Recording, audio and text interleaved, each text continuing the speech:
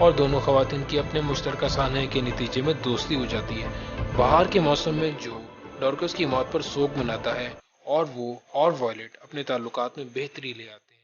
اس بیچ اور بہتری لانے کے لیے وہ ڈورکس کے بہترین دوست فیلس کے ساتھ بھی دوستی کر لیتے ہیں۔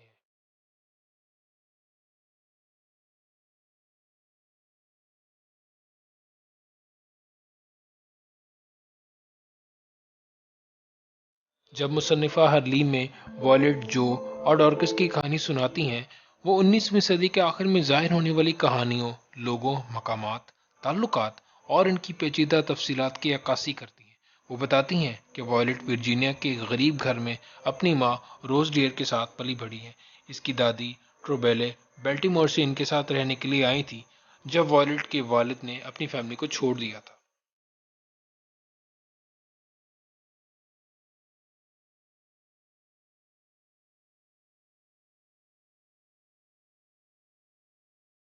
اس کے فوراً بعد ہی وائلٹ کی والدہ روز ڈیئر نے خود کو کنویں میں پھینک کر خودکشی کر لی تھی۔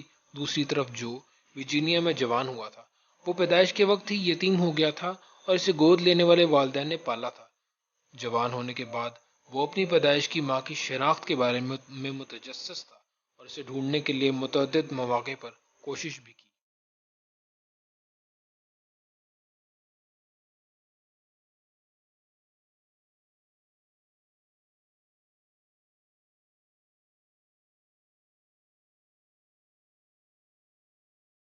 ہنری لیسٹرائے نامی جو کا استاد اور محسن ایک شکاری اور ہنٹر کہلایا جاتا تھا۔ اس نے جو کو اشارہ دیتے ہوئے بتایا تھا کہ اس کی والدہ مقامی پورے سرار عورت ہے اور وائلڈ نامی ایک پاگل اور بے گھر عورت ہے۔ جو نے جب آخر کار جنگل میں اس کا پتہ لگایا تو اس نے پوچھا کہ کیا واقعی اس کی ماں ہے۔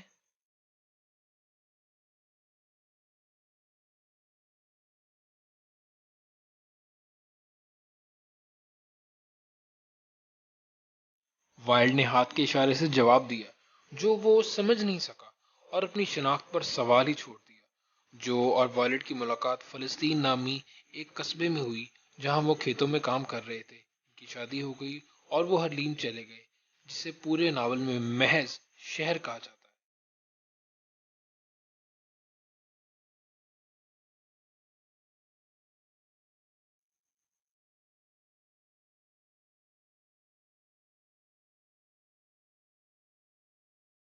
جو اور وائلٹ کی کہانی سنانے کے دوران مصنفہ ویرا لوئس گرے اور اس کے بیٹے گولڈن گرے جیسے گھریلو کرداروں کی کہانیاں بھی سناتی ہیں۔ وہ ان کرداروں کے درمیان روابط ظاہر کرتی ہیں اور ان افراد کے نظریات اور تجربات پر فوکس کرتی ہیں، اور ناول میں بعض جگہوں پر انہیں اپنی کہانیوں کو اپنے الفاظ میں بیان کرنے کی اجازت بھی دیتی ہیں۔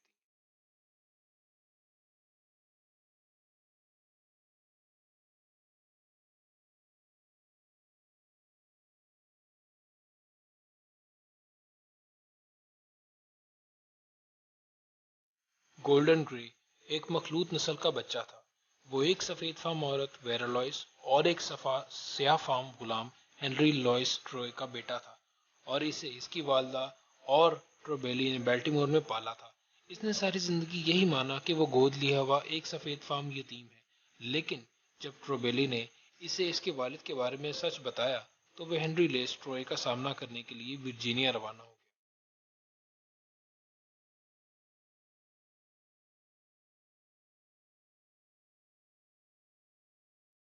جب وہ ورجینیا کے شہر ویانا کے قریب پہنچا تو گولڈن گرے نے سڑک کے کنارے وائلڈ کو چھپا ہوا دیکھا۔ جیسے ہی وہ مڑی، بے ہوش ہو گئی۔ گولڈن گرے اسے اپنے ساتھ والد کے گھر لے گیا۔ وائلڈ حاملہ تھی، اور جب وہ ہنری لیس ٹرائے کے گھر پہنچا تو وائلڈ نے جو کو جنم دیا۔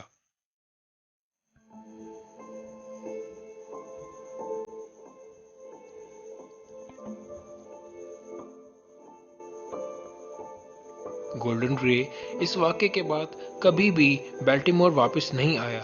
وہ شہری زندگی سے کنارہ کش ہو کر وائلڈ کے ساتھ جنگل میں ہی زندگی بسر کرنے لگا۔ ہارلیم اور ورجینیا کے بارے میں یہ کہانیاں ناول میں بار بار متعدد جگہوں پر بیان کی جاتی رہی ہیں۔